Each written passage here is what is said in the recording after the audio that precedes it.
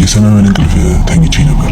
ሌሊት ሰዓት ላይ በአጋጣሚ ነቅቼ ራሴን ሳስተውል ብርድ እንደመታው ሰው በላብ ጥምቅ ብያለሁ። የለበስኩት የሌሊት ልብስ ራሱ እርሷል። ንፋስ እንዲነካኝ በማለት ገለጥ አልኩ። ተመልሼ ለመተኛት ብገላበጥ እንቅልፍ ኬት ይምጣ። በዚህ ሰዓት ነበር የመኝታ በሬ ድምፅ መሰማት የጀመረው። ተደናግጬ ቀና ብዬ ስመለከት ውሻዬ ጮኸች።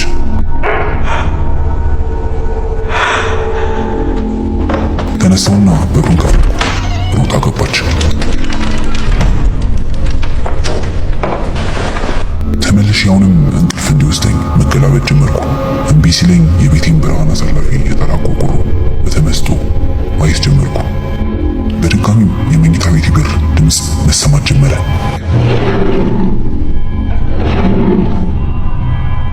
ደንገጥ አልኩና ቀና ብዬ ስመለከት በዝግታ ወለል ብሎ ተከፈተ።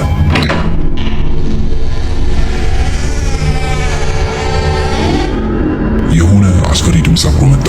ተደናገጥኩ። የሆነ ነገርም በዝግታ በተከፈተው በር በኩል ሲገባ ስመለከት በብርድ ልብሴ ተሸፈንኩ።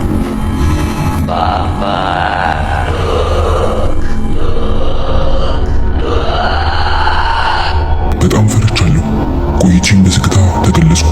ያ የሰማሁት ድምፅና ያየሁት ነገር ስመለከት የነበረው ብርሃን አሳላፊ የጣሪ ቆርቆሮ ላይ አረፈ። ድምፄን ዋጥ ለማድረግ በሞክርም ፍራቼ የልቤን ትርታ ፈጠነው። በዚህ ቅጽበት ነበር ያ ነገር የተመለከተኝ።